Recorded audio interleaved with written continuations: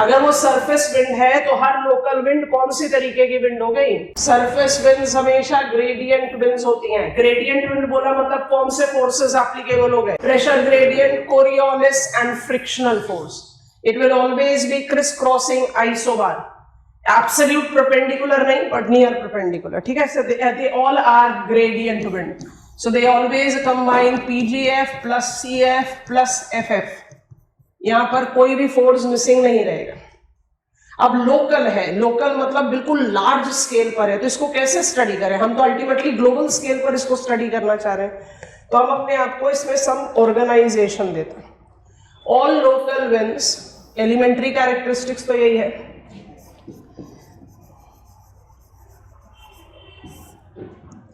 can be categorized into two principal categories। Categories हमारे साथ बना लीजिए। इसमें maximum categories of local winds आ जाती हैं।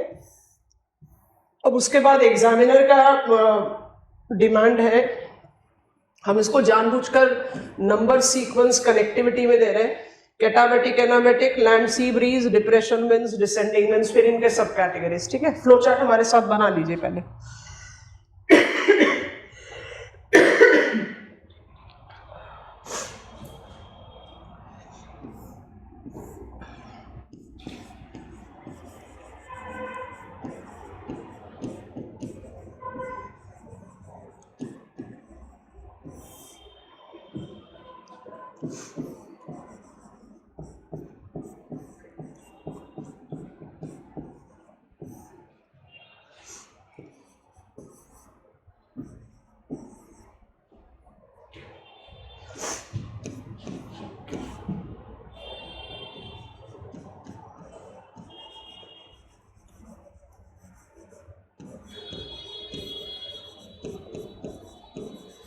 अब यहां पर हम कुछ एग्जाम्पल्स लिख देते हैं।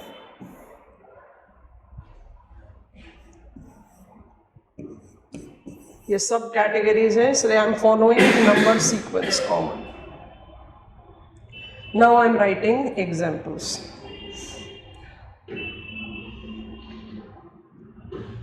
With polar outbreaks, we are very familiar with blizzards. We will also talk about purgas, pamperos,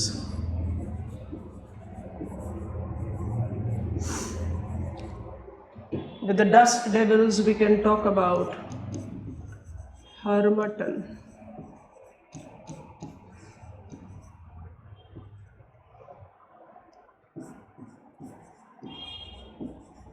khamsin, सिरोकू। ये सब लोकल विंड्स के नाम है, तो हमारे एग्जाम्पल्स भी आगे लिस्ट में।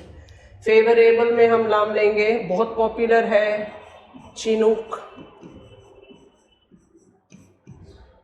फोन, और अनफेवरेबल में हम नाम लेंगे सैंटा अना। ये तो आपके न्यूज़पेपर में इतना ज़्यादा कवर्ड है आजकल, एंड शामून। Santa Ana California forest fire का main, one of the main reason. ये आपका फ्रेम तैयार हो गया, क्योंकि लोकल विंड में आप ऐसे एग्जामिनर को थोड़ी ना आंसर दे सकते हो 1 local wind, 2 local wind, 3 local wind, ऐसे नहीं, आपको कैटेगरीज बनानी पड़ेंगी। What are local winds, what are the weather conditions that they can generate, कुछ इस तरह का question. How local winds can influence the planetary conditions, कुछ इस तरह का question. So you have to create out something like this. We do have encountered questions which are specific with some types of local wind, like blood rain, है ना? तो examiner फिर आपसे कोई स्पेसिफिक लोकल विंड पूछ ले, वो कोई गारंटी नहीं दे रहा कि नहीं पूछ सकता।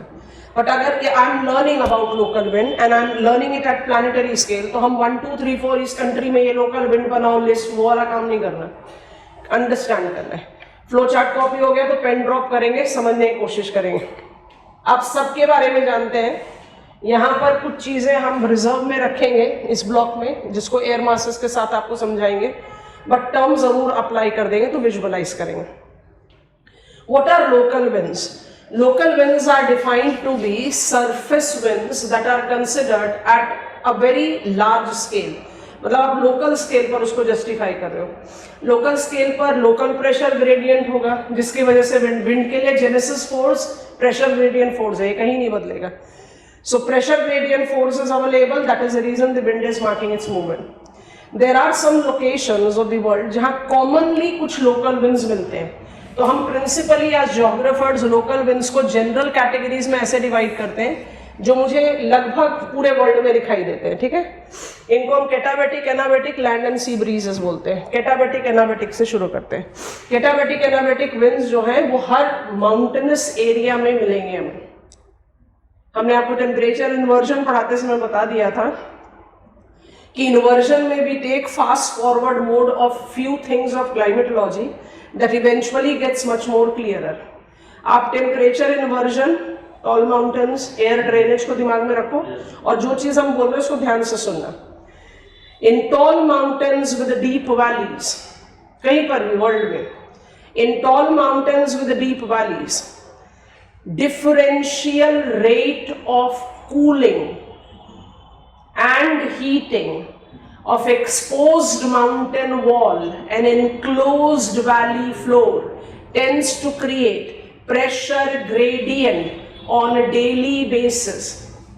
During night, high pressure evolves on mountain wall and low pressure is there in valley floor. Thus during night I experience mountain breeze which is called catabatic. एक दूसरा टर्म अप्लाई कर दो, air drainage, night breeze, catabatic, mountain breeze, जिसको हमने air drainage करके पढ़ा, right. And next day it will be anabatic, valley breezes which dissipates temperature inversion. अब आप इसके बारे में लिख रहे हो, इन्वर्जन के साथ इसको एनरिच कर दो। इन्वर्जन के बारे में लिख रहे हो, कैटाबेटिक एनाबेटिक से इन्वर्जन को एनरिच करो। समझ में आ गया कि नहीं? कीवर्ड्स ऐड करो यहाँ पर। What are katabatic and anabatic winds? ये कॉमन है, जनरल है, मतलब ये सबके सारे लोकेशंस पर मिल जाएंगे हमें। What are katabatic and anabatic winds? They are keta, night. Night is mountain breeze. Ana is day, valley breeze. ये कहाँ होगा? Tall mountain areas. मेरे ख्याल से हम सब समझ गए इसको easily. Land sea bridge monsoon को इंट्रोड्यूस करते समय आपको बताया था। आप लोग मुझे मदद करें थोड़ा सा। हो गया? Katabatic are night breezes, they are mountain breezes synonymous to air drainage, differential rate of cooling of exposed mountain wall and enclosed valley floor. तो हाई प्रेशर डेवलप हो जाएगा माउंटेन वॉल पर, लो प्रेशर रहेगा valley floor पर, तो you will experience कैटाबेटिक, और day time में आपका एक्सपीरियंस करोगे एनाबेटिक। बस सिंपल ये है। Okay, land and sea breezes हमने अप्लाई किया था, हेलेज एंड हेडलेज concept of thermal differential heating. मेरा आपसे सवाल है, coastal areas of the world will be experiencing land and sea breezes. Am I correct in saying entire world, सारे कोस्टल एरिया में you will be experiencing land and sea breezes? Yes, no? जल्दी से बता दो।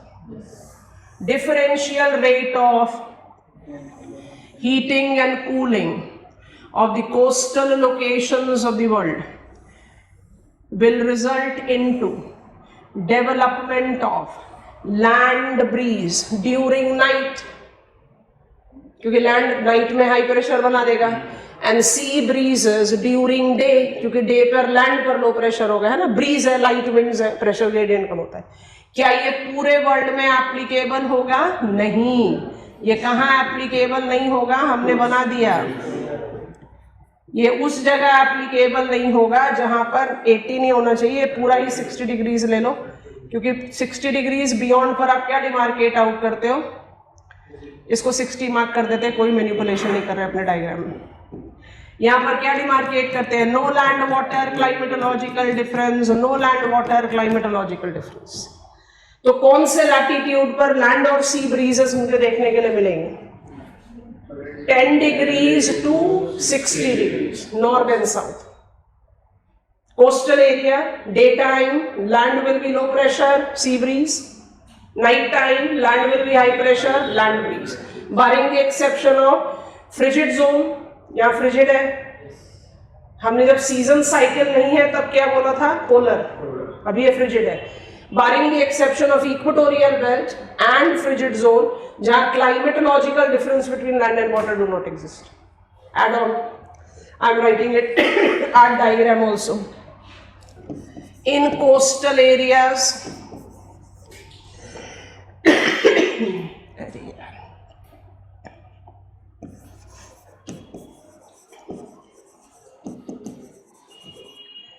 due to differential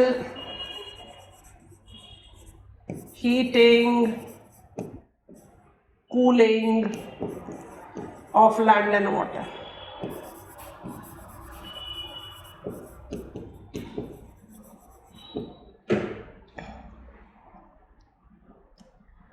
Exceptions is in the diagram.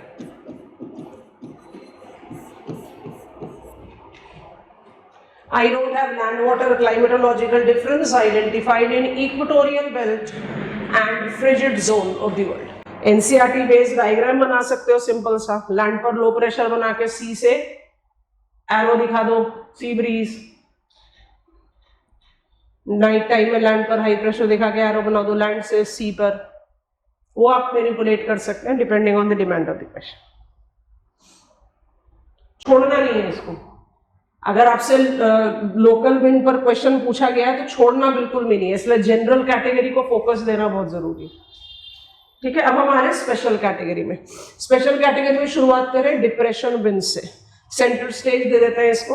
Depression winds, depression क्यों कहा जाता है? लो प्रेशर सिस्टम्स को बहुत सारे नाम दिए जा सकते हैं। धीरे धीरे हमारे नाम की लिस्ट बढ़ती चली जाएगी। हमने जब शुरुआत की प्रेशर में तो हमने कहा लो प्रेशर, अगर स्मॉल साइज का है तो उसको साइक्लोन बोल दो, इलोंगेटेड है तो उसको ट्रफ बोल दो। लो प्रेशर होगा तो कन्वर्जेंस होगा, कन्वर्जेंस है राइज होगा, राइज है तो एडियाबैटिक कूलिंग है तो कंडेंसेशन है, कंडेंसेशन है तो प्रेसिपिटेशन होगा। मतलब there are sequential weather phenomena which is likely to take place if it is a low pressure. तो लो प्रेशर हमेशा क्लाइमेट के स्टडी के फोकल पॉइंट पर रहता है। लो प्रेशर को हम डिप्रेशन भी बोलते हैं, something which is related to low, it is something which is vacuum, which is attracting. So depression winds will always be depression, wind always moves to low pressure. Depression winds वो winds हैं जो pressure gradient, specifically locally pressure gradient generated है, but now they are condition specific, they are not common, they are something with specific location. एक है polar outbreak और एक है dust devil. अब इसके लिए हम अलग पेज पे जाएंगे, यहाँ पर बहुत मेसिंग अप हो जाएगा। When I take a preference of polar outbreaks, so depression winds की कैटेगरी चल रही है। डिप्रेशन विंड से नाम से घबराना नहीं है, इसलिए समझाए। डिप्रेशन विंड्स मतलब wind that are moving flowing pressure gradient, low pressure की तरफ जाती हुई। Polar outbreaks are typical to winter season. Polar outbreak का मतलब क्या होता है? पोलर आउटब्रेक का मतलब होता है कि अब हम अपने ग्लोब को हमेशा इसी तरह से डेवलप कर रहे हैं ताकि हम शेप ऑफ द प्लैनेट पर भी रहे, हमें अपने जगह भी मिल जाए डायग्राम को डिमार्केट करने के लिए। We all know that 80 degrees से 90 डिग्रीज के बीच में आप डिमार्केट करते हो पोलर रीजन को। मुझे सदर्न हेमिस्फीयर की ज्यादा जरूरत नहीं है, इसलिए हम 0 डिग्रीज को थोड़ा साउथ में ही एडजस्ट कर देते हैं। हमारा पोलर कंडीशंस जो है वो 80 to 90 डिग्रीज पर रहता है। विंटर्स होता है मतलब apparent shift of sun towards south. When high sun is in southern hemisphere, then northern hemisphere is experiencing winters. Opposite होगा southern hemisphere में। हमने एक एग्जांपल southern hemisphere का भी लिया है। What is meant by polar outbreak? Polar outbreak का मतलब है पोलर कंडीशंस का पोलर रीजन से ज्यादा लोअर लैटिट्यूड तक एक्सटेंड कर जाना। ये तो विंटर में ही पॉसिबल है, यस और नो? तो कितना एक्सटेंशन हो सकता है सोच कर देखेंगे। Polar outbreaks are outbreaking of lower latitudinal extension of polar conditions typical in winter season. How it is facilitated? It is facilitated by apparent shift of sun towards south. इसकी वजह से क्या होता है, एक कंडीशन को पिकअप करके समझने में आसानी रहेगी। मैप ऑफ नॉर्थ अमेरिका खोल रहे हैं, आप लोग भी अपने सामने खोल लीजिए। एक कंडीशन को पिकअप कर दोगे फिर बाकी तो आराम से समझ में आ जाएगा। इस मैप पे थोड़ा सा ध्यान से हम नोटिस करते हैं कि मुझे पोलर कंडीशंस कहाँ मिलनी चाहिए। स्लाइटली जूम करेंगे, ज्यादा नहीं करेंगे। मुझे पोलर कंडीशंस कहाँ दिखनी चाहिए? कनाडा में होनी चाहिए। आप पहचान रहे हैं Canada, United States of America, right all of us. International boundary Canada, Alaska, USA, international boundary Mexico है। अच्छा, कनाडियन 60 डिग्रीज नॉर्थ दिख रहा है मुझे, ये रहा, हाईलाइट कर दिया। आप अपने मैप पे करो, दोबारा से कर रहे हैं, सेंटर कनाडा के टेरिटरी में ही कर देते हैं। Done. This is the reason of polar climate. Frigid तो इसी के बियॉन्ड होगा ना, ठीक है। विंटर सेट इन हुआ फिर क्या होगा? विंटर सेट इन हुआ फिर क्या होगा? Polar outbreak. पूरा Canada will be immensely cold. समझ में आ रहा है? अब दोबारा सोचो, पूरा कनाडा इज इमेंसली कोल्ड और उसके साथ आपको क्या नोटिस करना है? ये नोटिस करना है ये जितने भी, I want to make it very bold, एक ही स्ट्रोक में हाईलाइट करेंगे, ये जितने भी माउंटेन रेंजेस हैं ये सब हैप्पीली नॉर्थ साउथ अलाइंड इधर है। जब कनाडा में आपने इमेंस कोल्ड कंडीशन डेवलप कर दिया, इसका मतलब हाई प्रेशर है। यूनाइटेड स्टेट्स ऑफ अमेरिका में कंपैरेटिवली लो प्रेशर है, तो यहां पर विंड जनरेट होंगी। इन्हीं विंड्स को आप क्या बोलते हो? Cold polar winds accompanied with powdery snow called blizzards. Blizzards क्या करेगा? कोल्ड पोलर कंडीशंस को, कोल्ड पोलर कंडीशंस को यूनाइटेड स्टेट्स ऑफ अमेरिका तक एक्सटेंड करेगा। Question arises, is it that USA's cold condition will be same as Canadian? Of course not. But United States of America will be immensely cold considering its latitudinal extension. तो यहां पर जो wind हमने बनाई high pressure से low pressure के लिए, उस पोलर आउटब्रेक विंड को क्या नाम देते हैं हम? ब्लिजर्ड्स। What is the reason blizzards are strongest example of polar outbreak? Map पर समझाया, मेरे ख्याल से आपको बहुत आराम से समझ आना चाहिए। द ओनली रीजन, अब इमेजिन करो, हम दूसरा मैप बाद में खोलेंगे। नॉर्थ अमेरिका में कनाडा है, यूरेशिया में साइबेरिया को पकड़ लो, यहाँ पर यूएसए है, यहाँ पर चाइना को पकड़ो। जो आप कनाडा से यूएसए की तरफ कंडीशंस डेवलप कर रहे हो, वही आप साइबेरिया से चाइना की तरफ करोगे। यहां पर जो लोकल विंड है उसका नाम है ब्लिजर्ड, यहां पर जो लोकल विंड है उसका नाम है पुरगास, आपकी लिस्ट में दिया।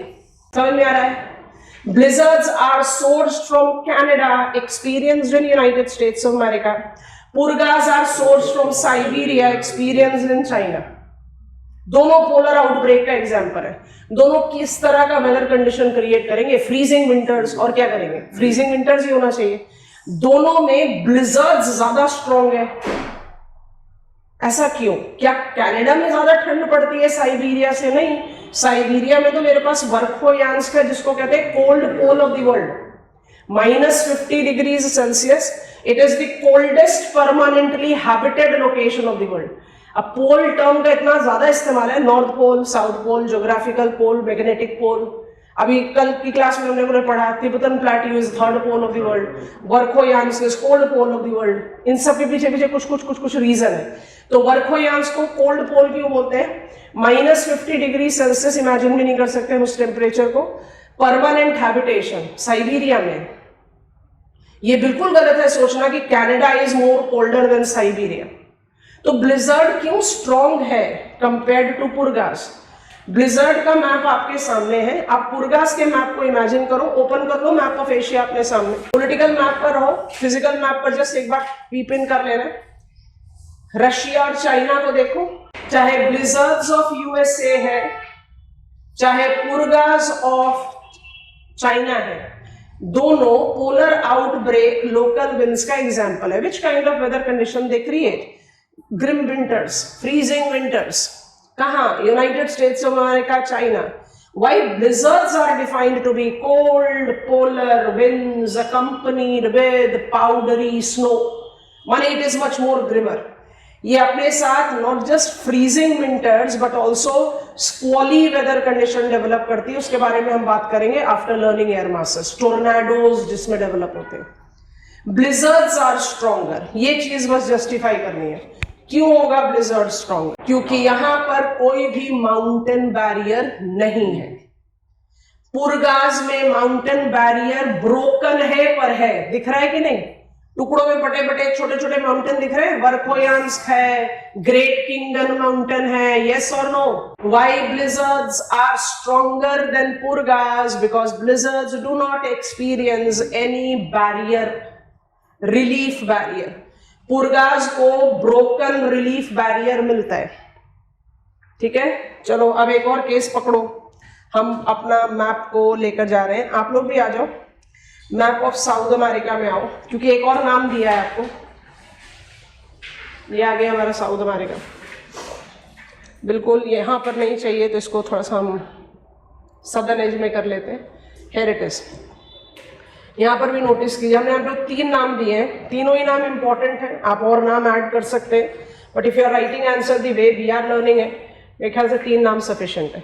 ये है इंडियन कॉर्डेलरास, इसकी अलाइनमेंट भी बिल्कुल वैसी है जैसे रॉकीज की है। और यहाँ पर है आपका पैम्परोस, लिस्ट में देखो, ये भी पोलर आउटब्रेक का एग्जाम्पल है, सदर्न हेमिस्फीयर को रिप्रेजेंटेशन देने के लिए दिया।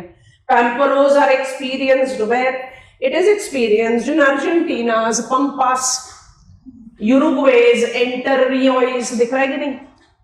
यूरुग्वे में Entre Rios एक प्लेन का नाम है, हमारे मैप पर दिखाई दे रहा है, अगर आपके मैप पे नहीं लिखा है तो आप देख सकते हैं। ठीक है, these are all fertile lowlands, आएगा सब हमारे स्टडी में। क्लाइमेट के बाद हम आपको बायोजियोग्राफी में ले जाएंगे, सारे नाम आपके कंफर्टेबल हो जाएंगे। Okay, so I experience it in pampas and Entre Rios। ये बिल्कुल उसी तरह की विंड है जैसे ब्लिजर्ड्स है और पुरगास है। 1 point of difference, seasonal reversal between the hemispheres. जब ब्लिजर्ड्स और पुरगास एक्सपीरियंस की जाएंगी तब पैम्परोस नहीं की जाएंगी, क्योंकि जब नॉर्दर्न हेमिस्फीयर में विंटर्स है तो सदर्न हेमिस्फीयर में समर्स है। जब पैम्परोस एक्सपीरियंस होगा तब पुरगास और ब्लिजर्ड्स नहीं होगा। ठीक है, आपका क्या टेक है?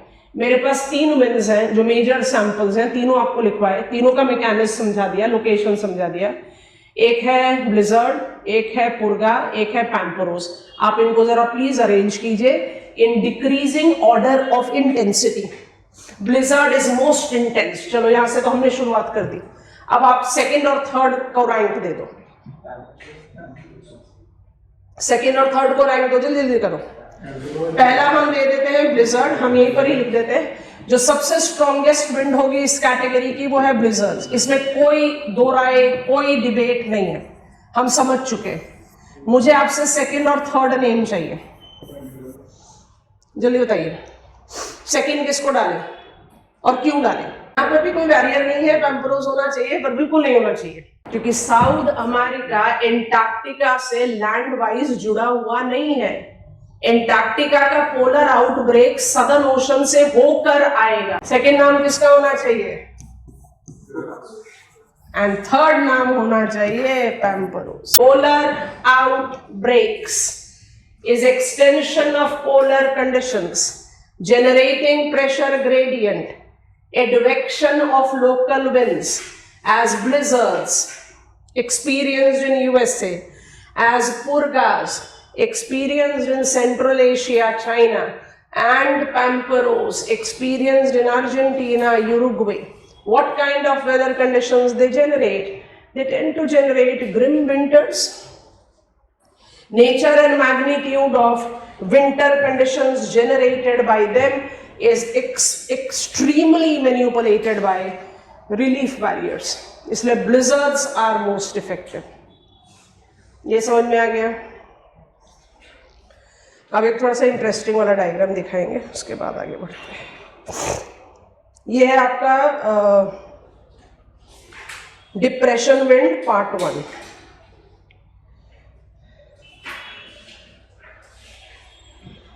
अब हमें देखना है डिप्रेशन विंड पार्ट 2। पहले हम जाएंगे बोर्ड पर।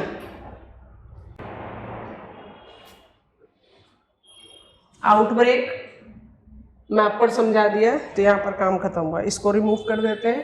Polar outbreak is winter specific and dust devils are summer specific. Winter specific polar outbreak tends to create grim winters,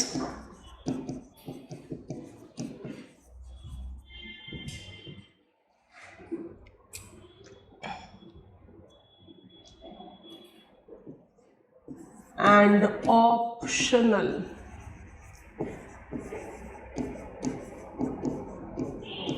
स्क्वॉली weather. ये टर्म अभी अनएक्सप्लेन्ड रहेगा, एक बार और इस्तेमाल करेंगे अनएक्सप्लेन, फिर फाइनली इसको एक्सप्लेन करेंगे।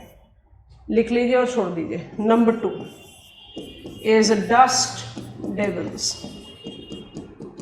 लिस्ट में ऑलरेडी आपको नाम दे दिया, इसलिए इसमें नाम दोबारा नहीं लिखना। It is summer specific.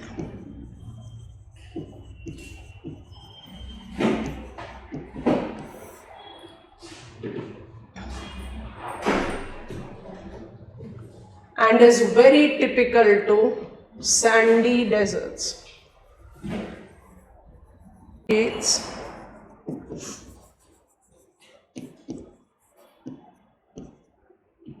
dusty environment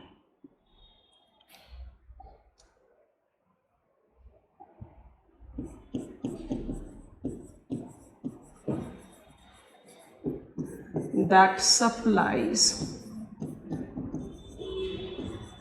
huge amount of aerosols in atmosphere.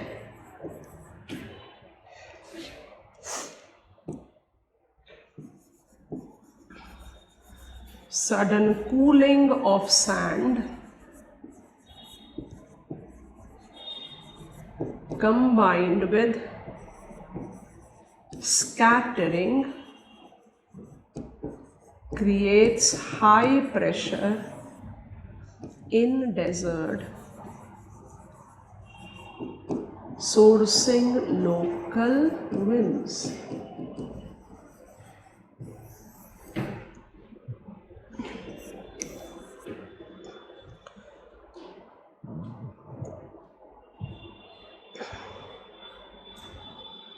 सबसे पहली चीज है डस्ट डेविल्स, उसके बाद आएगा हर्मटन, सिरोपो एंड हमसन। अब डस्ट डेविल्स को कैसे इमेजिन करें? हम एक डायग्राम भी ओपन कर दे रहे हैं, लेकिन आप बहुत आराम से इसको विजुअलाइज कर सकते हो। इमेजिन करो uninterrupted Sandy surface, summer time, afternoon तक सैंड एकदम जबरदस्त हीट अप हो गया। जबरदस्त हीट अप हो जाएगा सैंड तो क्या करेगा? जब सैंड जबरदस्त हीट अप हो गया, it will heat up air column in contact with it. Heated up air column will start rising. Moisture-less sand है. Rising convection is equal to strong convergence. आप imagine करो जितना तेजी से heat up हुआ, उतनी तेजी से वो rising convection develop करके strong convection, advection भी generate कर रहा है। तो strong winds आ रही हैं, वो sandy surface को toss up कर रही हैं, yes or no? तो पूरा का पूरा एकदम हेजी एनवायरनमेंट क्रिएट हो रखा है, जो कुछ इस तरह से दिखता है डायग्रामेटिकली। इतनी क्लैरिटी के साथ तो बिल्कुल भी नहीं दिखेगा। कन्वेक्टिव रोल्स दे स्टार्ट, समझ में आ रहा है क्या हो रहा है?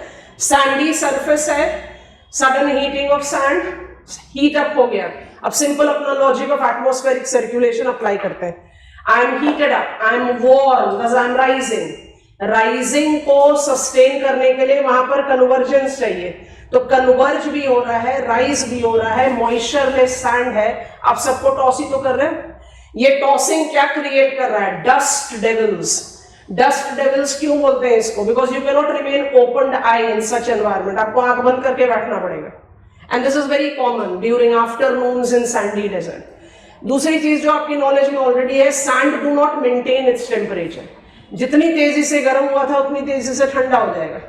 पर अगर वो गर्म होकर स्ट्रॉन्ग डस्ट डेविल्स जनरेट कर चुका है, तो ठंडे होने के साथ डस्ट डेविल्स के इंपैक्ट में उसके एटमॉस्फेयर में बहुत सारे एरोजोल्स होंगे। सो एरोजोल कौन सा रोल प्ले करते हैं? Tends to scatter incoming solar radiation.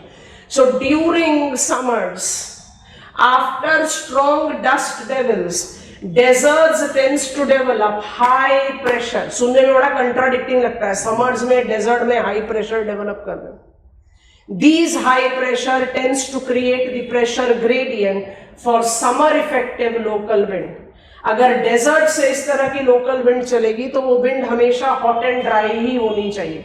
जैसे हमारे कंट्री में हम एक्सपीरियंस करते हैं लू, न्यूजीलैंड में एक्सपीरियंस होता है बर्ग, बहुत सारे एग्जाम्पल है, बट हमने सेलेक्ट किया है नाम largest tropical desert of the world, Sahara desert से।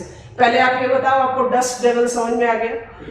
स्पाइरल, अभी हम जानबूझकर स्पाइरल के बारे में ज्यादा बता नहीं रहे, क्योंकि we have to take up that spiral purview associated with the rotational movement of the air. आप देख रहे हैं यहाँ पर eddies, circulation, convective roles.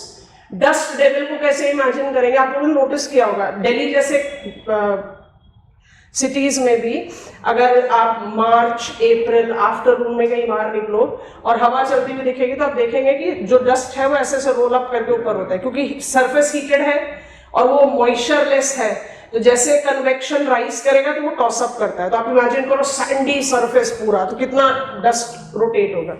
Sand cools down suddenly, पहली बात।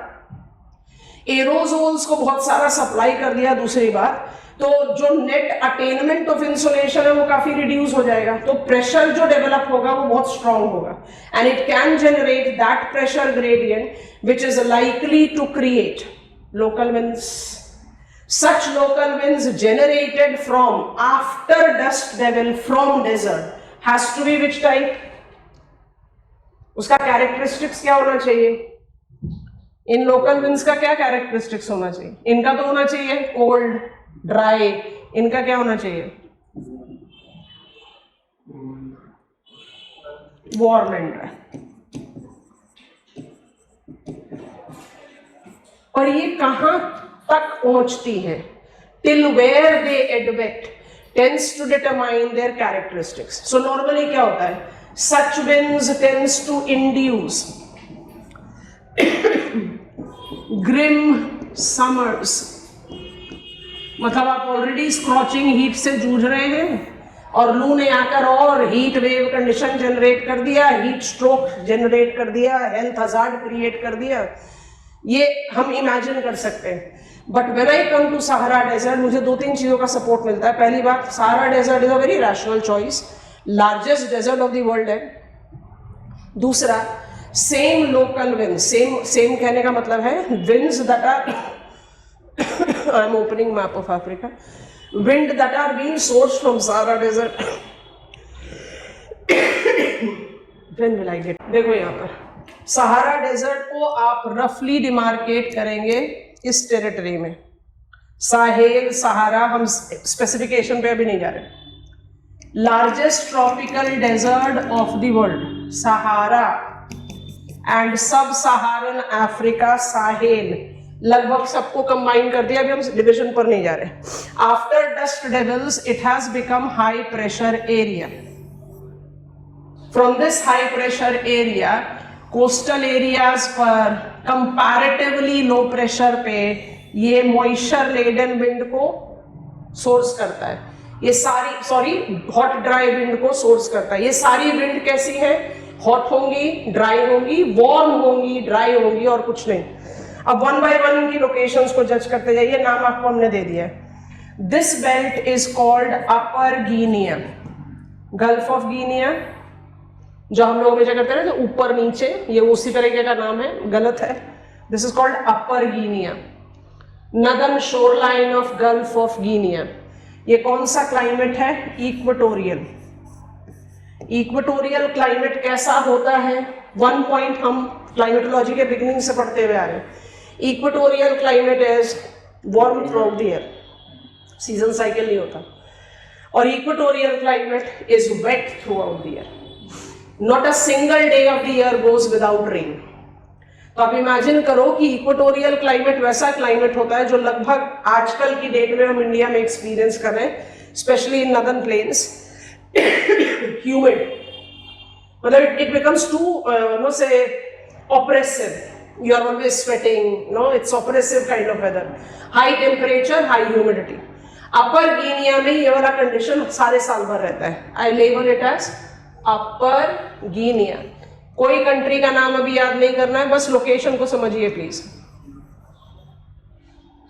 जब सहारा डेजर्ट से after dust devils during summers warm hot dry winds upper Guinea की तरफ चलती है, ये विंड वहां पर फेवरेबल इफेक्ट लाती है। These are hot dry winds, once they advect to this humid area it tends to enhance evaporation, evaporating humidity from the air, availing respite from oppressive weather.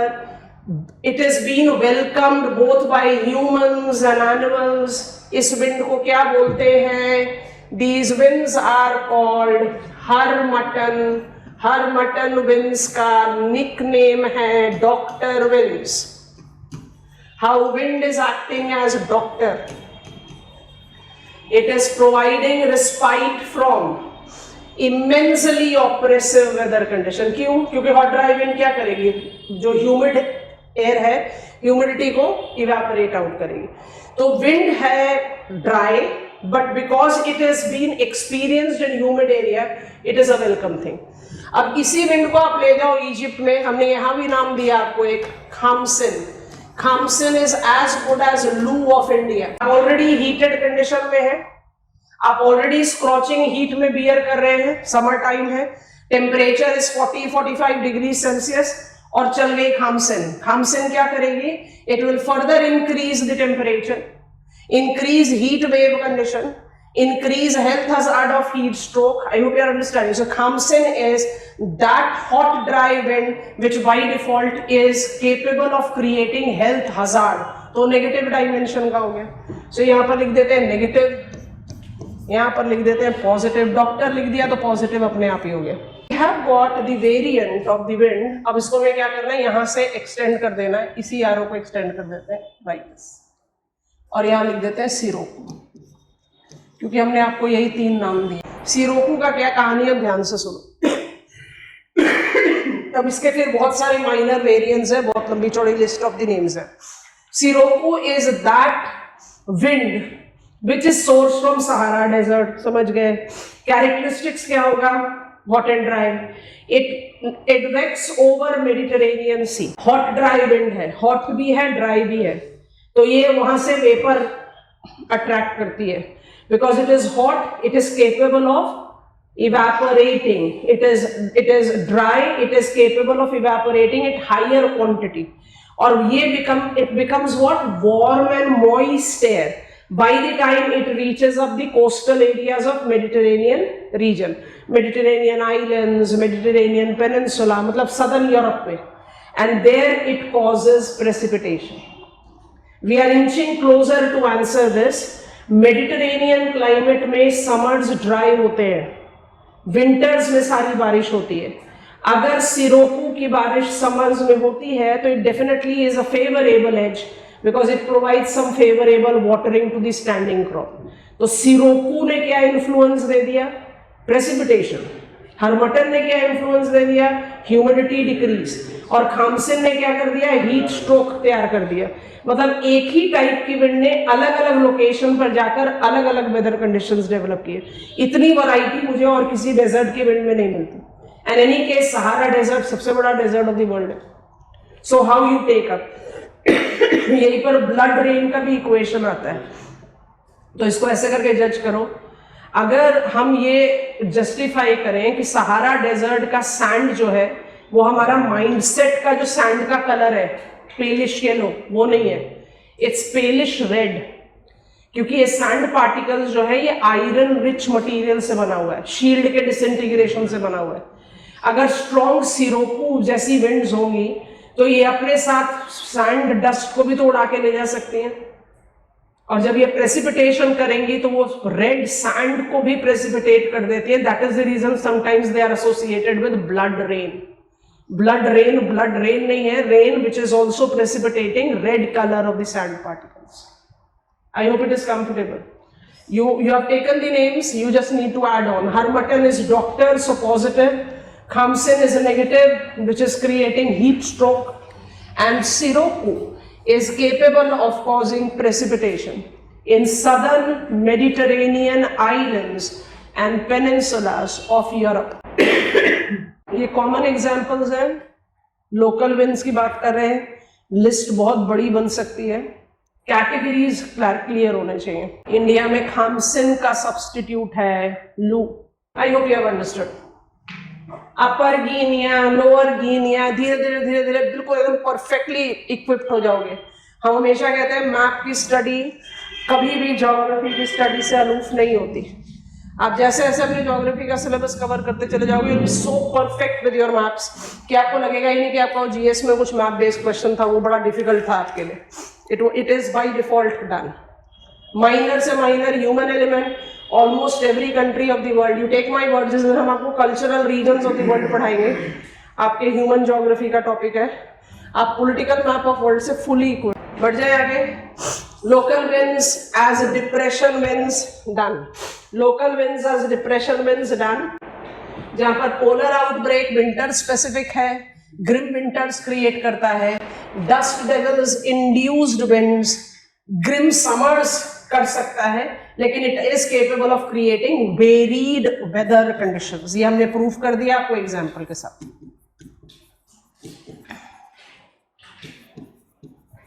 और इसीलिए मेरा चॉइस सहारा डेजर्ट था। अब last step पे जाने के लिए अपने फ्लो चार्ट पे जाएंगे दोबारा से। मेरा फ्लो चार्ट, हमने लास्ट कैटेगरी बनाया डिसेंडिंग विंड, डिसेंड जो कहीं से उतर रहा है।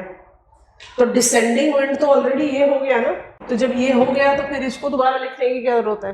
तो ऐसे करके सोचते हैं। आप है वेस्टर्न कॉर्डिलेरास, मान लीजिए, चलो मुझे नदर्न हेमिस्फेरिक वेस्टर्लीज का बेल्ट बताओ। What is the latitudinal belt for northern hemispheric westerlies? कहां से कहां मूव करती हैं? जल्दी करो जल्दी, इतना डिफिकल्ट क्वेश्चन पूछा है ना, रिसर्च करो फिर आंसर देना। अरे वेस्टर्लीज बेल्ट बताइए, what is the latitude in which westerlies fly? 30 to 60। Name the northern hemispheric westerlies. South west westerlies. आपका international boundary between Canada and USA is at 49 degrees north. ठीक है, आप Canada में immediately neighbouring international boundary, आप westerlies belt पर है, आप Pacific shore line पर है, ऑन शोर वेस्टर्लीज आ रही है, रॉकीज एनकाउंटर होता है, by default it has to rise. आप ऐसे सोचो ना, हम कहते हैं विंड इज राइजिंग। क्यों बोलते हैं विंड इज राइजिंग? राइजिंग को तो कन्वेक्शन बोलना चाहिए, डायरेक्शन बोलना ही नहीं चाहिए। इसलिए बोलते हैं विंड इज राइजिंग कि अगर ये नहीं होता तो I was more than happy going like this. आपने मेरे रास्ते में बैरियर दिया, इसलिए मुझे उठना पड़ेगा, फिर उसके बाद हम डिसेंड करेंगे। तो मान लीजिए कि westerly is coming to Canada, जो प्लैनेटरी विंड है, रॉकीज एनकाउंटर कर रही है, वो फोर्स टू राइज हुई। Will it be waiting for night to descend? It will descend hand in hand. तो every katabatic wind is descending, but every descending wind is not katabatic. कोई contradiction नहीं है, बिल्कुल अलग कैटेगरी। अब यहां पर एक बनाएंगे डायग्राम। डिसेंडिंग विंड के लिए हमेशा कुछ एलिवेशन चाहिए जिससे विंड डिसेंड करे। डिसेंडिंग विंड, विंड डिसेंड, ये अपने आप में बड़ा कंट्राडिक्टिंग लगता है ना, क्योंकि डिसेंडिंग एंड असेंडिंग तो करंट्स के साथ जाना चाहिए। Vertical movement of air is called convection, currents. Advective movement of air is called wind. हम कहते हैं राइजिंग विंड, सबसाइडिंग विंड, यहाँ पर क्योंकि बैरियर है। ठीक है, तो दिस इज डिसेंडिंग। मदद कर देना जल्दी से। will be always subjected to dash. इससे आसान तरीके से हम लोकल विंड समझा नहीं सकते, देखो मदद करो जल्दी। Every descending wind will be subjected to dash. हमारा मन करे पिटाई कर दे सबकी पकड़ पकड़ के। गुड। Adiabatic warming. Why? तो हर डिसेंडिंग विंड अपने साथ कौन सी कैरेक्टरिस्टिक्स या वेदर इफेक्ट लेकर आएगी, बाय डिफॉल्ट लेकर आएगी। Number 1, increase in temperature. Number 2, increasing dry conditions.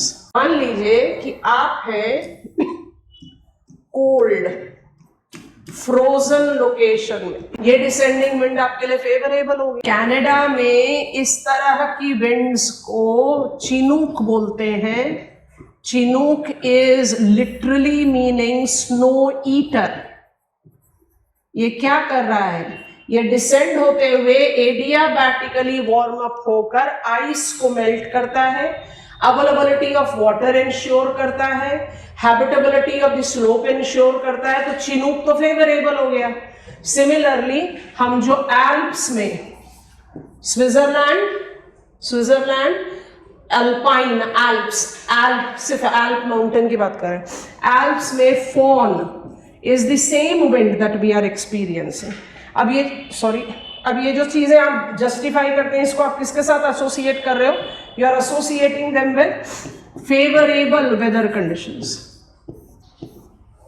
जितना कोल्ड कंडीशन होगा वहां डिसेंडिंग विंड क्या करेगी, टेम्परेचर को फेवरेबल कर देगी, आइस को मेल्ट करेगी, वाटर अवेलेबिलिटी इंश्योर करेगी, हैबिटेबिलिटी इंश्योर करेगी, तो वो फेवरेबल है। विंड का कैरेक्टरिस्टिक सेम है। I'll be getting adiabatically warmed up, I'll be generating drier condition। और अगर यही विंड मुझे एक्सपीरियंस हो वार्म और ड्राई लोकेशन में, तब तो ये हेवॉक क्रिएट करेगी। सिर्फ यूएसए लिखेंगे तो मिसलीडिंग हो जाएगा, इसलिए यूएसए नहीं लिखेंगे, कैलिफोर्निया ऑफ यूएसए लिखेंगे। क्योंकि जब आप यूएसए सिर्फ लिखोगे तो क्या जस्टिफाई होता है, USA is towards mid latitude also. माने जब आप चले गए to the states of Oregon, Washington, तो वो इतना गर्म नहीं है। कैलिफोर्निया इज गर्म, वही तभी हमने आपको नाम दिया है Santa Ana. So if you are in USA California, यहां पर है सांता आना, या है आप ईरान में, इसका ही नाम दिया है हमने आपको शामून, क्या होगा? Such hot dry wind is going to create more dry arid condition which can trigger. Santa Ana is the dreaded most wind known for enhancing, enlarging. Wind forest fire trigger नहीं करती for sure, but such wind will enhance arid condition. तो जब जो हमारा dry stuff बहुत ready रहेगा, it automatically can enhance on the possibility of forest fire. They act as fuel to forest.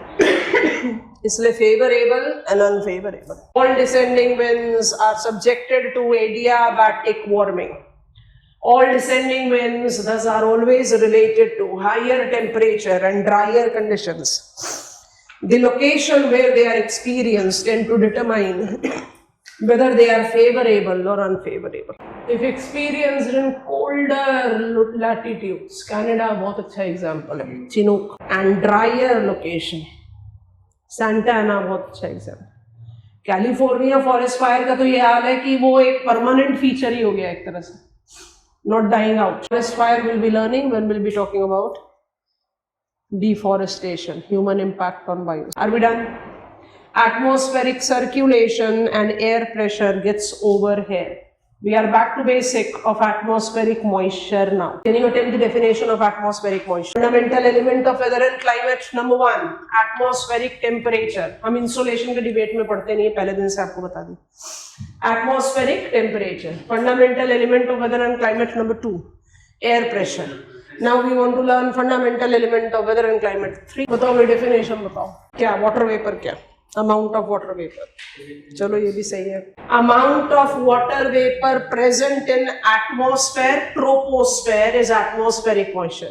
If I'm counting it as fundamental element of weather and climate, I should consider it as troposphere for sure. So what is atmospheric moisture? Perfectly defined amount of, और आपको कुछ याद करवाना पड़ेगा हमें, so हम लिखते जा रहे हैं, लिखते जाओ हमारे साथ, amount of water vapor present in, purposefully लिख रहे हैं troposphere. Troposphere is atmospheric moisture, simply moisture. अब जरा याद कराना, atmospheric moisture amount of water vapour के साथ क्या क्या कैरेक्टरिस्टिक्स अटैच की थी when we were learning elementary characteristics of atmosphere, the weather realm of our environment. जल्दी बताओ आपको वाटर वेपर के बारे में क्या याद आ रहा है जब हम आपको कॉन्स्टिट्यूएंट्स ऑफ एटमॉस्फेयर समझा रहे थे. Kindly repeat. Water vapour is trace and variable atmospheric constituent. Variable है, varies from one air column to other, इसलिए हमें टर्म बदल देना पड़ेगा. Is amount of water vapour in specific air column. कुछ डिफरेंस समझ में आ गया हो तो हमें गो अहेड दे देंगे. एटमॉस्फेरिक मॉइस्चर एंड ह्यूमिडिटी है सेम, फिर भी अलग है. Amount of water vapour present in troposphere is moisture. Amount of water vapor in the air column over Atlantic Ocean is humidity. समझ में आ गया? Why humidity is more apt term than moisture? Because water vapor is a variable active constant. हो गया? तो humidity और moisture को synonymous term लेके चलने में कोई गलती नहीं है, लेकिन ज्यादा clarity तब है कि भाई humidity is something which is specified. Moisture is a general term. Amount of water vapor present in atmosphere is called atmospheric moisture. It is an active, trace, variable, constituent of atmosphere. वो तो हमने composition में ही पढ़ लिया था. Variable है तो बहुत important हो गया ना. It varies from one location to the other. और vary करता है तभी तो weather mechanism होगा. तो variation को तो हमें focus में लेना ही पड़ेगा. Question: what is the source? So as source of water vapor slash humidity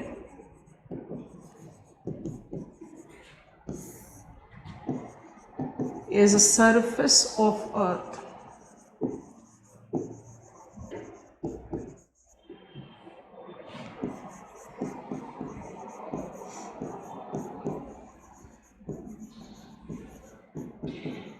Evapotranspiration forms the process of concern. Evapotranspiration.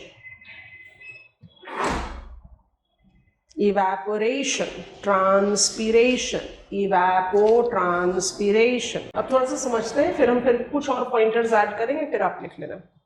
We are talking about atmospheric moisture now because all the left out weather mechanism cannot be studied till the time we are aware of moisture. बिना moisture के अब आगे नहीं बढ़ सकते. और moisture by itself is very important topic. बहुत आराम से इससे questions बन सकते हैं, पूछे भी गए examination में. Atmospheric moisture, amount of water vapor present in atmosphere. Humidity, amount of water vapor present in specific air column.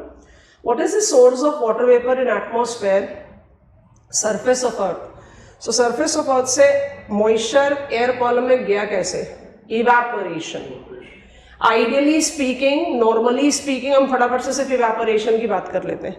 Because with evaporation by default हम sublimation, transpiration को include कर लेते हैं.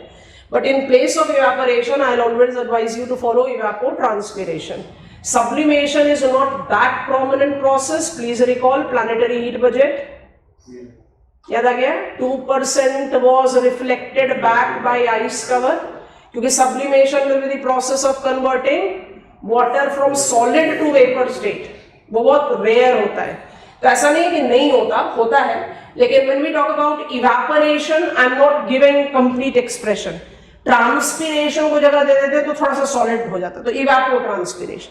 Evapotranspiration is the process that converts moisture of Earth's surface, माने whether it is the water surface, leaves of the plant, soil moisture, to atmosphere. इवापोट्रांसपिरेशन को आपने 2 points पर जज करना है। यहां तक मेरे ख्याल से सब कुछ क्लियर है। इवापोट्रांसपिरेशन, अभी हम इसके बाद आगे बढ़ते चले जाएंगे, ह्यूमिडिटी वगैरह, let me just adjust it here. Evapotranspiration is to be examined 2 ways: potential evapotranspiration and actual evapotranspiration. Potential evapotranspiration and actual evapotranspiration. What is potential evapotranspiration? Potential evapotranspiration is the potential amount that the air column can take, transfer from the surface of the earth to itself. What will be the determiner of potential evapotranspiration? Season cycle, due time of the day. Simple सी logic है भाई, air temperature and humidity. When I say season cycle, what I want to say? Summers में evapotranspiration की potentiality ज़्यादा रहेगी compared to winters. Time of the day time में ज्यादा रहेगी नाइट के मुकाबले में, क्योंकि क्या चीज रेगुलेट करेगा पोटेंशियल इवापोट्रांसपिरेशन को? टेम्परेचर। सो सीजन साइकिल हो या टाइम ऑफ द डे हो, ये तो बाय डिफॉल्ट टेम्परेचर को एसोसिएट कर रहा है। दूसरा क्या चीज होता है जो potential evapotranspiration? Potential evapotranspiration is the capacity of air column to remove moisture from earth surface. So that capacity is determined by temperature of the air column and its moisture content. I'm hot गलत term है फिर भी use करें. I'm hot and dry air. You are cold and dry air. हम ज्यादा evapotranspirate करेंगे. Yes, all of us. I'm hot and moist air. You are cold and dry air. आप ज्यादा करोगे, क्योंकि जब सैचुरेशन होगा तो फिर ट्रांसफर डिफिकल्ट हो जाएगा. I hope you are understanding. So potential evapotranspiration is defined as the potential amount of moisture air can remove. पूरा प्रॉपरली लिखेंगे, कॉपी डाउन कर लो हमारे साथ. पोटेंशियल इवापो, पूरा नाम पहली बार तो लिख ही लो, potential.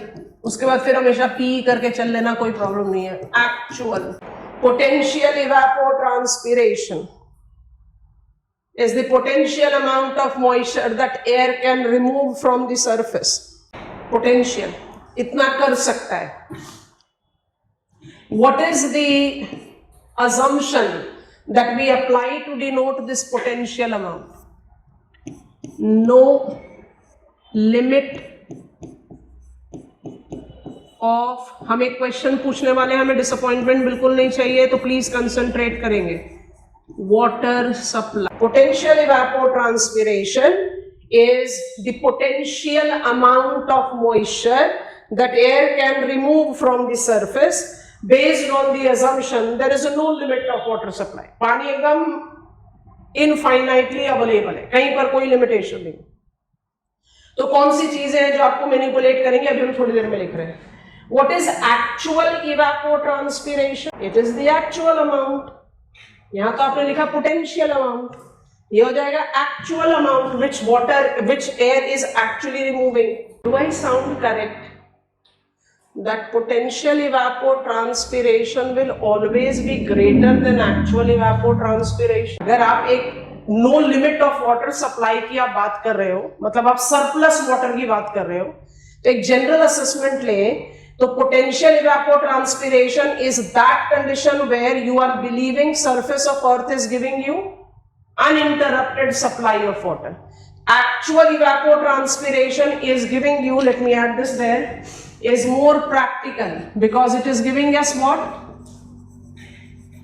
Available limits of water. I'll write limits of water. Limits of water considered.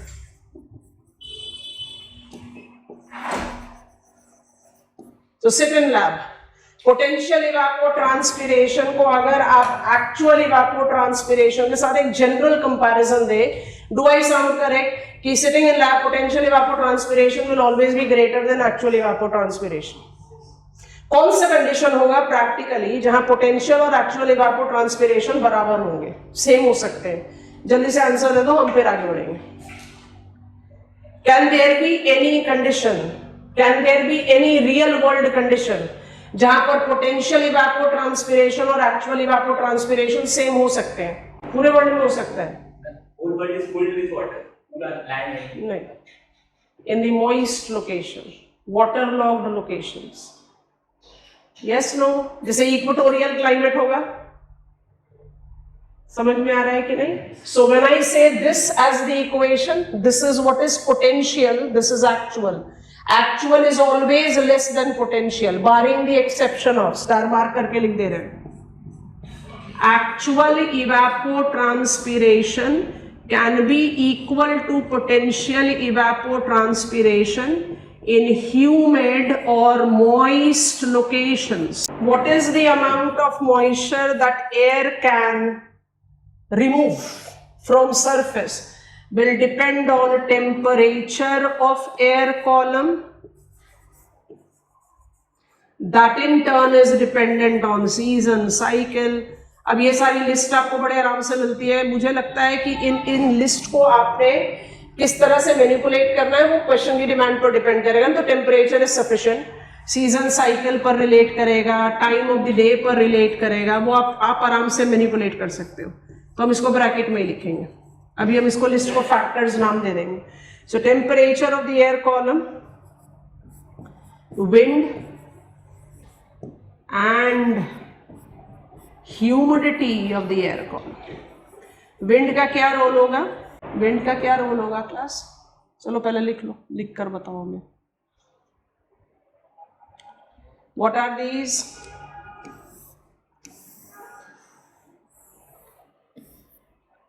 Factors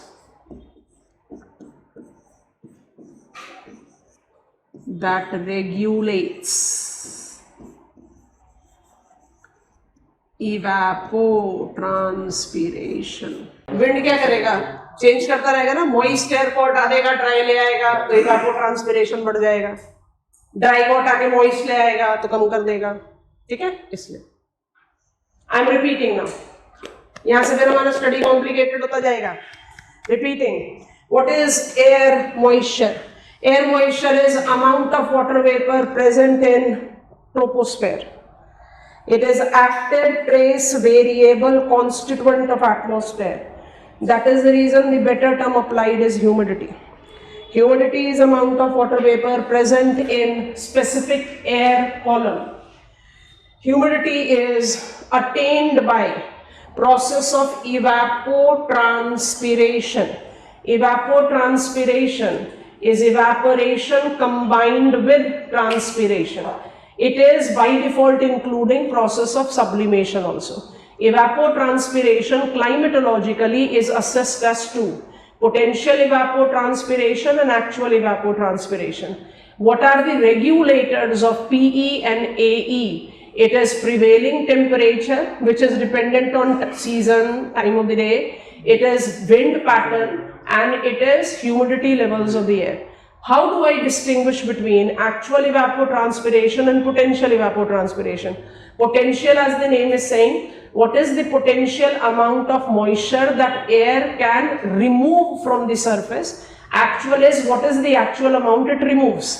So what is the difference between the two? Potential evapotranspiration is based on the assumption that there is no limit of water supply. Actual is when we are considering the water supply limit.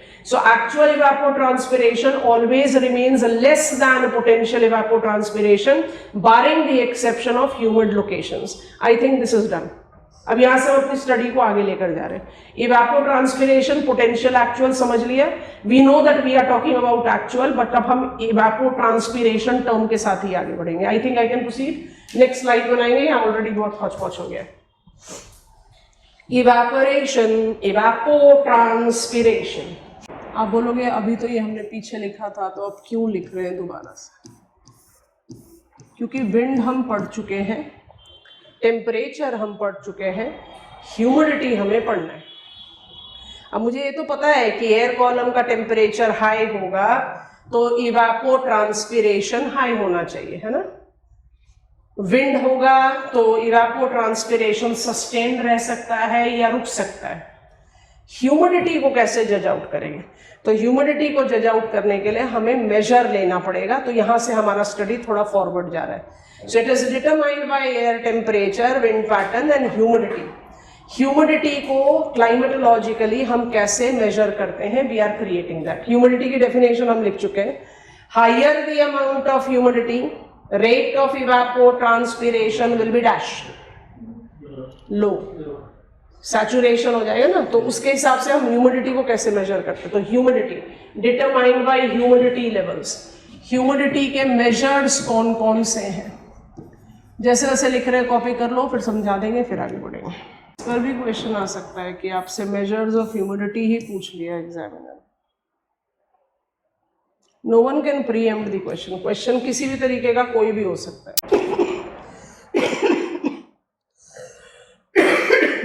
अभी relative humidity नहीं लिखेंगे, थोड़ी देर बाद। Unit of measurement से definition बहुत आराम से बनती है।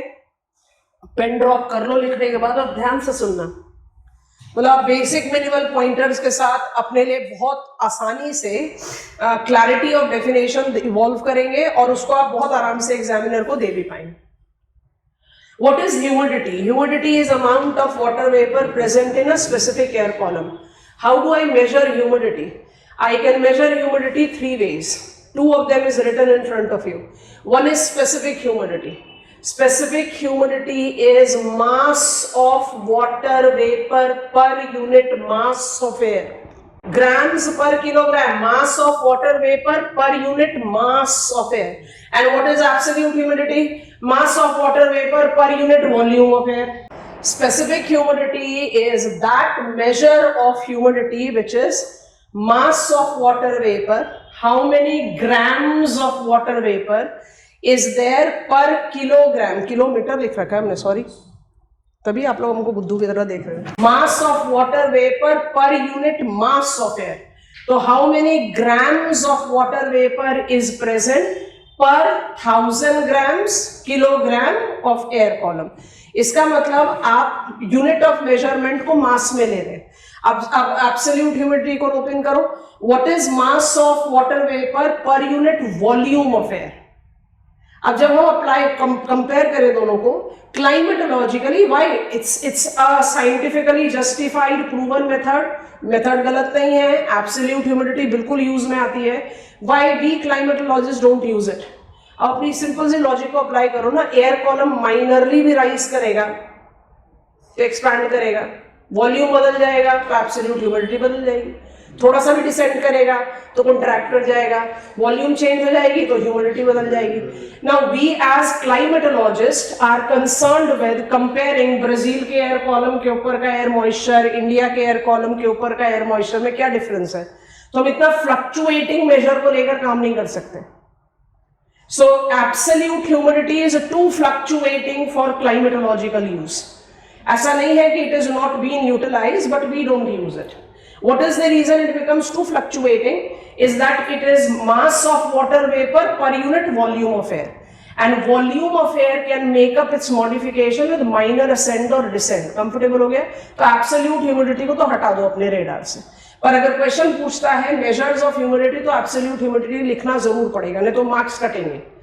Specific humidity is what we use. क्यों? थोड़ा सा स्टेबिलिटी दे देता है हमें। कैसे दे देता है? Because it is measure of mass of water vapour per unit mass of air. तो जो फ्लक्चुएशन एब्सोल्यूट ह्यूमिडिटी में मुझे मिल रही थी वो यहां नहीं मिलती। तो आई कैन कंपेयर करो। With increase in sine of latitude temperature decreases. So with increase in sign of latitude, evapotranspiration will decrease. Thus with increase in sign of latitude, specific humidity will decrease. In a given sign of latitude, specific humidity will be lower over land, higher over water. कर सकते हैं ना comparison. तो specific humidity gives us possibility of comparing different air masses. अब तो हम purposefully लिख रहे हैं, नेक्स्ट स्टेप पे हमें एयर मास ही लर्न करना है। So it is of the climatological use. But specific humidity का इस्तेमाल कहां पर है? कंपैरिजन करने के लिए। एब्सोल्यूट ह्यूमिडिटी को भी आप कंपैरिजन में ले सकते हो, but it is too fluctuating, too variable, इसलिए हम इस्तेमाल नहीं करते। पर वेदर मैकेनिज्म को जज करने के लिए we are dependent on relative humidity. पहले मुझे बताओ यहां तक समझ में आया, तब हम आगे बढ़े, क्योंकि रिलेटिव ह्यूमिडिटी में फिर हम डेविएट हो जाएंगे, बढ़ जाए रिलेटिव ह्यूमिडिटी। अब इसको हम थोड़ा सा श्रिंक करेंगे, हमें जगह थोड़ी ज्यादा चाहिए। जो जो चीजें लिख रहे हैं उसको लिखते जाओ, उसके बाद समझाते हैं। Relative humidity is ratio of amount of water vapour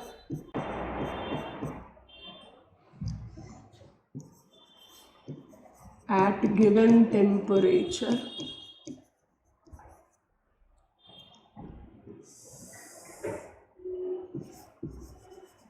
carrying capacity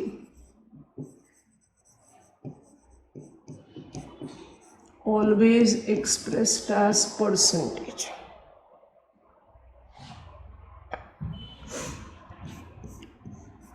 Is best utilized for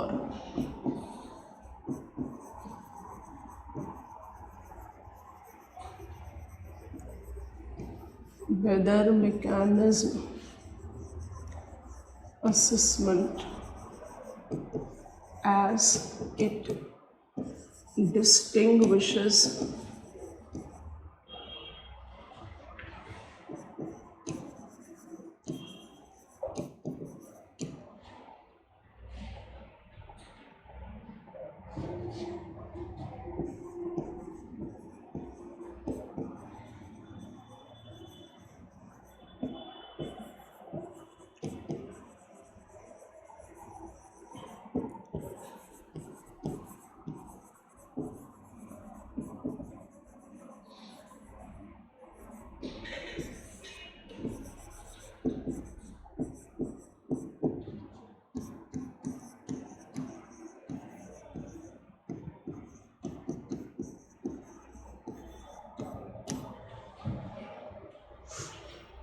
is ratio of amount of water vapor and carrying capacity expressed as percentage। हमेशा परसेंटेज में होता है रिलेटिव ह्यूमिडिटी। न्यूज़पेपर में पढ़ते हो ना, relative humidity 68%, probability of rain 50%, relative humidity 99%, probability of rain 100%। So why for weather mechanism we are more dependent on relative humidity? Because relative humidity helps me to distinguish between saturated, unsaturated, supersaturated air column with its dew point temperature. अब इसको समझाने के लिए हम बहुत ही hypothetical table create करेंगे, but that will give you the clarity once and for all, lifetime। बिल्कुल कभी कोई प्रॉब्लम नहीं होगी, तो ध्यान से समझना और जज करने की कोशिश करना। हम क्या करते हैं, यहीं पर ये एग्जाम्पल बना दें, यहीं पर ही बनाते हैं, नेक्स्ट पेज में बनाएंगे, क्योंकि वो एग्जाम्पल मेरा बिल्कुल हाइपोथेटिकल है बट आपको मदद करेगा। चलो, मेरा एयर कॉलम है ए। अब पहले समझते जाओ, उसके बाद कॉपी करने का मन करेगा तो कर लेना। हाइपोथेटिकल है, मेरी सारी वैल्यूज हाइपोथेटिकल है बट आपको समझने में मदद करेगा। अब इस एयर कॉलम का हम पहला तो टेम्परेचर जस्टिफाई करेंगे, उसमें इसका कैरिंग कैपेसिटी जस्टिफाई करेंगे,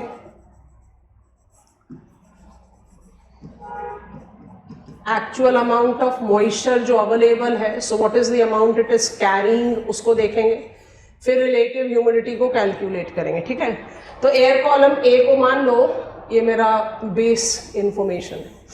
मेरा एयर कॉलम ए का हाइपोथेटिकली हमने ले लिया टेम्परेचर इज 30 डिग्रीज सेल्सियस। ठीक, एट दिस टेम्परेचर इस एयर कॉलम की जो मॉइस्चर होल्डिंग कैपेसिटी है, बहुत हाई टेम्परेचर है, तो मॉइस्चर होल्डिंग कैपेसिटी जो है वो 30 यूनिट्स की है, और वो इस समय कितना वाटर वेपर होल्ड कर रहा है, 15 यूनिट्स। आपने बहुत इजीली कैलकुलेट कर लिया। इस कंडीशन में ए एयर कॉलम की रिलेटिव ह्यूमिडिटी कितनी हो गई, 50%। तो 50% रिलेटिव ह्यूमिडिटी में this air column is unsaturated तो अनसैचुरेटेड एयर कॉलम का डेफिनेशन अपने आप आसानी से बन गया। Unsaturated air column is that air column where relative humidity is less than 100%। 99.99% पर भी आप अनसैचुरेटेड है। सैचुरेटेड तब होंगे जब कैरिंग कैपेसिटी और carried amount of water vapour same होगा।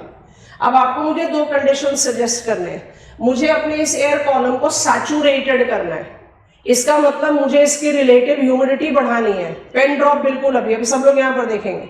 मुझे अपनी रिलेटिव ह्यूमिडिटी को बढ़ाना है, मुझे अपने एयर कॉलम को सैचुरेट करना है। कौन से दो तरीके से I can do it? I want your help quick.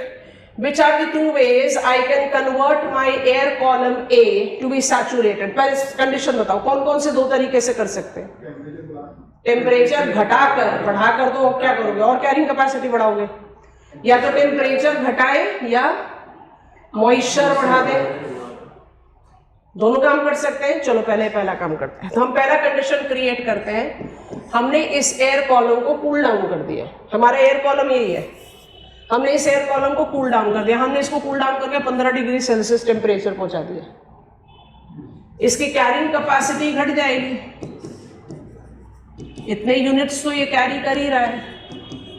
अब इसकी रिलेटिव ह्यूमिडिटी क्या हो गई, और ये क्या बन गया? Saturated air. तो पहला कंडीशन हमने क्रिएट कर दिया कि अनसैचुरेटेड एयर को सैचुरेटेड करने के लिए आप उसको कूल डाउन कर दीजिए। कूल डाउन करेंगे तो उसका कैरिंग कैपेसिटी घट जाएगा, इट कैन बिकम सैचुरेटेड। पहला कंडीशन रेडी। अब दूसरा कंडीशन बताओ। दूसरे कंडीशन के लिए नंबर 2, एयर कॉलम ए, मुझे इसको दूसरे तरीके से सैचुरेट करना है। अब क्या करें? इसका टेम्परेचर रहेगा यही 30 डिग्री सेल्सियस ही है, इसकी कैरिंग कैपेसिटी 30 यूनिट्स ही है। अब क्या करें? अमाउंट ऑफ वाटर वेपर बढ़ा दो, increase it to 30 units. Are you understanding it? यहां पर हमने कूल डाउन कर दिया, यहां पर हमने वाटर वेपर ऐड कर दिया। अब फिर आपका रिलेटिव ह्यूमिडिटी 100% हो गया, आपका एयर कॉलम फिर से सैचुरेटेड हो गया। हमें क्यों जरूरी है कि हम ये दोनों चीजें जज करें?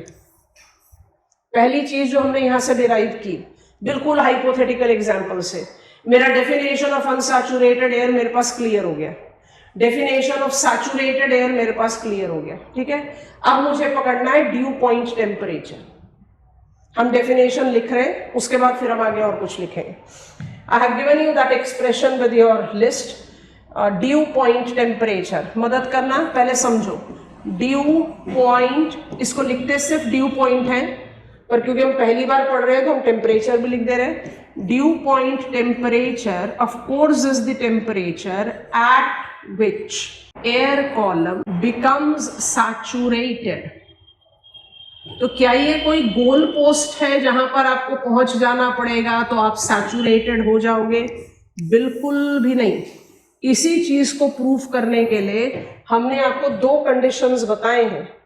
कंडीशन 1 में temperature of 15 degrees Celsius was dew point, condition 2 में 30 degrees Celsius is dew point. Are you getting it? तो ड्यू पॉइंट का कोई स्पेसिफिक टेम्परेचर नहीं है, जो कॉलम जिस टेम्परेचर पर सैचुरेट हो जाए। दूसरा डेफिनेशन बताओ ड्यू पॉइंट टेम्परेचर का। Due point temperature is the temperature at which the air column becomes saturated. Attempt separate definition. कहां भाग रहे हो भाई? अभी रेनफॉल बहुत दूर है, दिल्ली दूर है, बहुत जल्दी भाग गए आप। Relative humidity 100%। What is dew point temperature? The temperature at which air column becomes saturated. What is dew point temperature? Dew point temperature when relative humidity is 100%. How can I reach by dew point temperature? By cooling down or by adding water vapor. Is there any standard dew point temperature? नहीं। उसी को proof करने के लिए दो extreme दिखाए आपको। और लास्ट स्टेटमेंट लिख रहे हैं, for condensation to take place, I need super saturated air column. जब moisture laden wind Malabar vortex पे एंटर करती है तो केरला में वो अपना सारा मॉइस्चर शेड नहीं करती। अगर सारा मॉइस्चर वहां शेड कर दे तो बाकी भारत में बारिश नहीं होगी। Which is the amount of moisture that gets condensed? which is beyond the carrying capacity of air. 100 units तक तो आप capacity ले सकते हैं ना, माने मान लीजिए कि आप cool below dew point temperature हो गए, तो you are now holding 110% relative humidity. तो जो 10% आपके लिए ज्यादा है उसको आप छोड़कर आगे बढ़ोगे. This is how precipitation tends to carry forward. Relative humidity is that measure of humidity which helps me to understand unsaturated, saturated, dew point temperature, supersaturated air column, thus makes me understand weather mechanism to follow. जब आप absolute humidity को तो हम खैर इस्तेमाल नहीं करते, छोड़ देते हैं. स्पेसिफिक ह्यूमिडिटी की बात करते तो आपको क्या बताएगा? इक्वेटोरियल एयर कॉलम का स्पेसिफिक ह्यूमिडिटी हाई है, पोलर एयर कॉलम का स्पेसिफिक ह्यूमिडिटी लो है, अटलांटिक ओशन में स्पेसिफिक ह्यूमिडिटी हाई है, सहारा डेजर्ट में स्पेसिफिक ह्यूमिडिटी लो है. पर मुझे ये थोड़ी ना पता चलेगा कि सैचुरेटेड है कि अनसैचुरेटेड है, बारिश होगी कि नहीं होगी, ये सब नहीं पता चलेगा. ये कहां से पता चलेगा? रिलेटिव ह्यूमिडिटी से. So which measure is most applied in climatic study? Relative. Followed on by specific. Absolute को हम कम इस्तेमाल करते हैं. I think we have understood. ये सिर्फ आपके समझने के लिए है. ये सारे values बिल्कुल hypothetical हैं, but because you learn it, you can easily create out it in your own words. अब जो कुछ copy down करना उसको कर लीजिए, फिर हम आगे बढ़ते हैं. Relative humidity is the ratio of water vapor present in air column divided by carrying capacity, always expressed in percentage. It tends to distinguish saturated, unsaturated, supersaturated air columns. Unsaturated air column can become saturated either by cooling or by addition of water vapor. Saturated air column becomes supersaturated largely by cooling below dew point temperature. Dew point temperature is defined to be the temperature at which the air column becomes saturated. Air column saturate होगा तो evapotranspiration का rate बढ़ेगा घटेगा? Air column saturate हो गया तो evapotranspiration का rate बढ़ेगा कि घट जाएगा? घटेगा. जहां से शुरू हुए थे वहीं पर पहुंच रहे हैं. What are the factors that determines rate of evapotranspiration? Humidity, temperature, wind.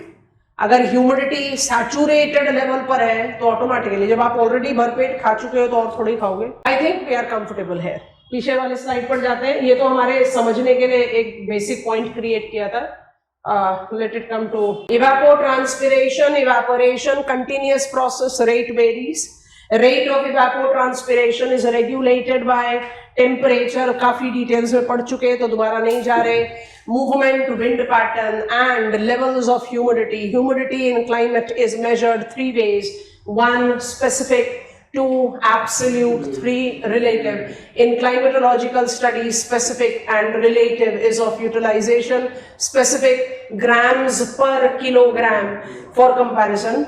Relative to distinguish between unsaturated, relative humidity yet to reach 100%, saturated 10% relative humidity, dew point temperature reached, supersaturated, cooled below dew point temperature. आप definition का difference देख रहे हो? Cooled below is supersaturated, क्योंकि saturation होने के बाद water vapor add करना मुश्किल काम है. जो आपके पास है आप कूल डाउन कर जाओगे तो आप सुपर सैचुरेटेड होगे. That is you are carrying more than what you are holding. So these are the things that you should keep in mind. Super saturated air column is the prerequisite for condensation to begin. तो जब atmospheric moisture की शुरुआत करके हमने कहा moisture से change कर दो ह्यूमिडिटी, ह्यूमिडिटी को ऐड करो इवेपोट्रांसपिरेशन से. इवेपोट्रांसपिरेशन में पोटेंशियल और एक्चुअल को डिस्टिंग्विश कर दो. इवेपोट्रांसपिरेशन के रेगुलेटर्स कौन है? उसमें ह्यूमिडिटी मेरे लिए नया था तो ह्यूमिडिटी के मेजर्स ऐड कर लिए. अब हम क्या कर रहे हैं? कंडेंसेशन पर जा रहे हैं. तो स्लोली स्टडीली हम हाइड्रोलॉजिकल साइकिल तो समझ ही रहे हैं, बट हम उसको कंसोलिडेशन बाद में देंगे. Can I proceed to condensation now? Evaporation नहीं लिखना, इवेपोट्रांसपिरेशन लिखना है. बस ये चीज का ध्यान रखेंगे. So I have developed, I am hypothetically believing that I have developed supersaturated air column. Supersaturated air column is defined to be that air column which has cooled below its dew point temperature, or it has got relative humidity more than 100%, or it is holding water vapor more than its carrying capacity.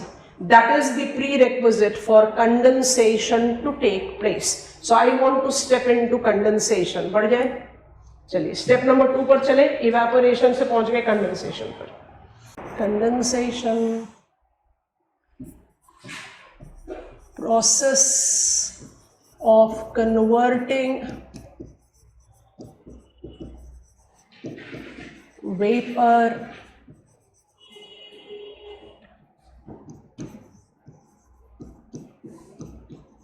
back to liquid or solid state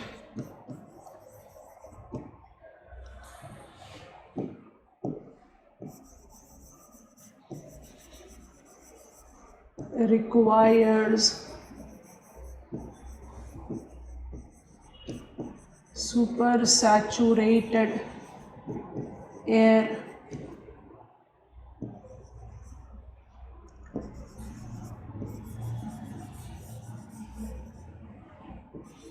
and hygroscopic nuclei always release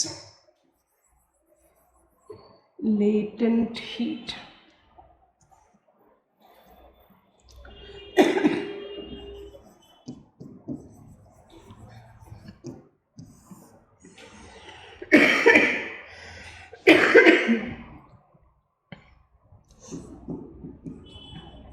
Develop different forms or types. Precipitation में अलग term हो जाएंगे, condensation में same होते हैं, इसलिए जानबूझकर दोनों टर्म्स लिखे. Eight ground,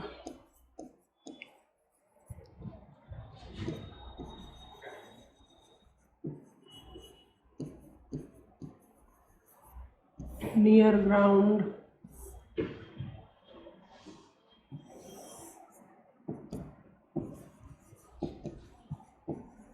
atmospheric,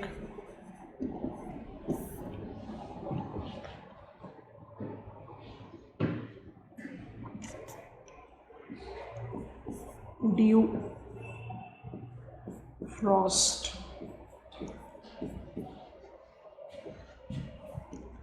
fog. बहुत सारे टाइप हैं, अभी आ रहे हैं. Clouds,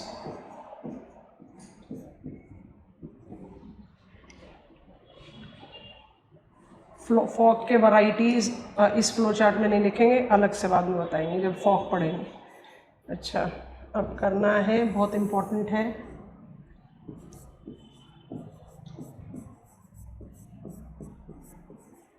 contact cooling.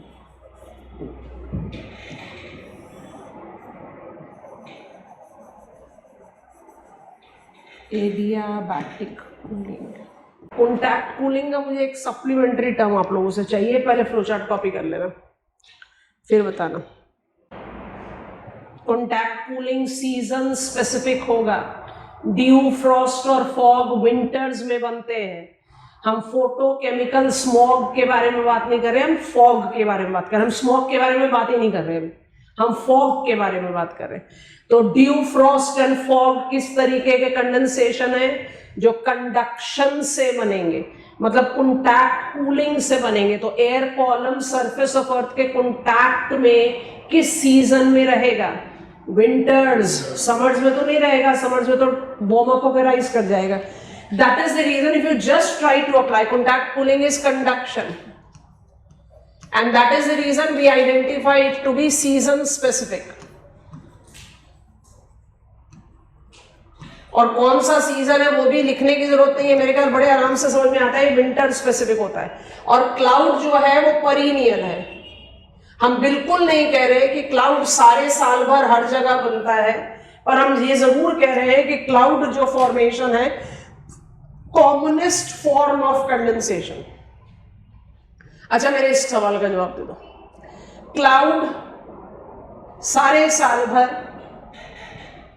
सारे वर्ल्ड में बन सकता है, barring the exception. Clouds are commonest form of condensation, क्योंकि एडियाबैटिक कूलिंग से है, राइजिंग है, सारे साल भर पूरे वर्ल्ड भर में कहीं पर भी बन सकता है। विंटर में भी रेनफॉल होती है, क्लाउड तो चाहिए उसके लिए। तो I have its formation winter summer सब जगह, barring the exception of deserts में बारिश होती है, polar areas, polar deserts. Antarctica is driest continent of the world. Cloud formation कहां नहीं होगा? क्लाउड फॉर्मेशन कहां नहीं होगा? पोलर, फ्रिजिड नहीं बोल रहे, polar 80 to 90 degrees north and south. Why? I am too cold to hold moisture, too dense to rise. तो barring the exception of 80 to 90 degrees, cloud का फॉर्मेशन सारे साल भर सारे वर्ल्ड में अप्लाइड है। But fog, dew and frost is only winter specific forms of condensation. अब हम समझा रहे हैं, जो चीज आपने लिखा है पेन ड्रॉप करो, समझो, फिर आगे बढ़ेंगे। What is condensation? Condensation is the process of converting vapour back to liquid और सॉलिड स्टेट। इवेपोरेशन में, हम जानबूझ के टर्म इवेपोरेशन इस्तेमाल कर रहे हैं, इवेपोरेशन में आपने वाटर को वेपर में कन्वर्ट किया। वाटर चाहे तो वाटर सोर्स से था, सॉइल मॉइस्चर था, प्लांट मॉइस्चर था, आपने उसको वेपर में कन्वर्ट किया। So you have used heat. Condensation में you are reverting it back to solid और लिक्विड स्टेट, तो आप वो हीट रिलीज करते हैं, उसी को कहते हैं hidden heat, latent heat of condensation. Condensation thus requires cooling down. Cooling is a prerequisite for condensation. So condensation, the process of converting vapor back to liquid or solid state, requires cooling down, and it always releases latent heat. Condensation requires cooling down, tends to generate multiple forms. इस forms को categories अपने आप ही बता रही है, forms, types, synonymous term है यहाँ।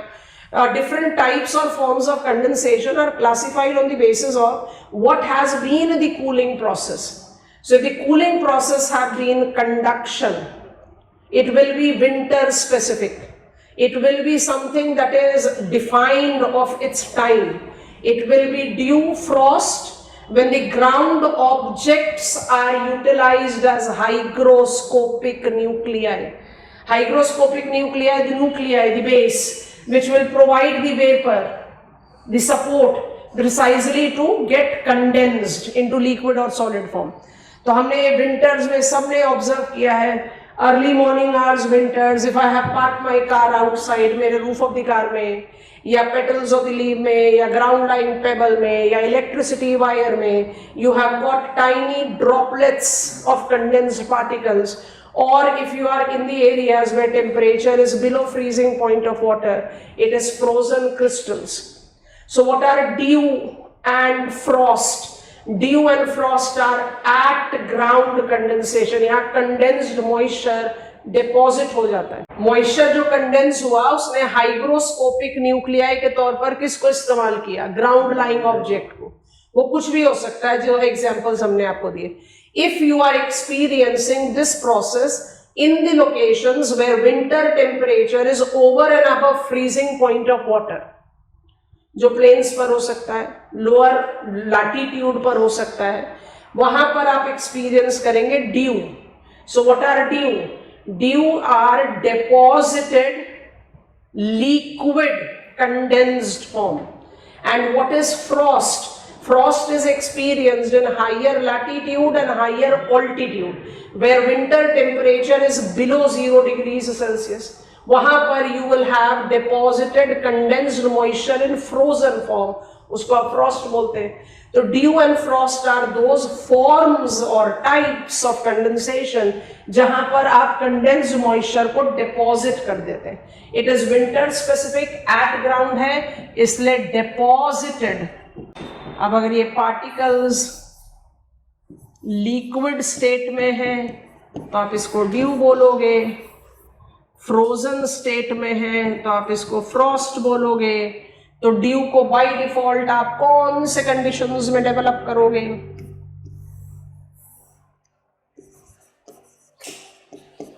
Above 0 degrees Celsius of temperature.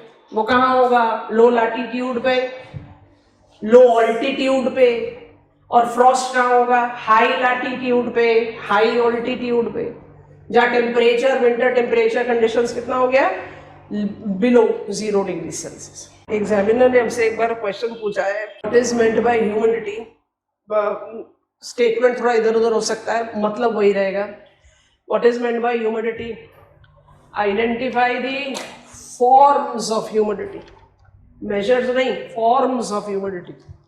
अब इस तरह के क्वेश्चन में हम कहते हैं हमने तो ह्यूमिडिटी के मेजर्स पढ़े, फॉर्म्स तो पढ़ा नहीं। अब एग्जामिनर ने कह दिया फॉर्म्स पूछ लिया, तो क्या करेंगे? तो ह्यूमिडिटी को आप कैसे डिफाइन करते हो? Amount of moisture present in atmosphere.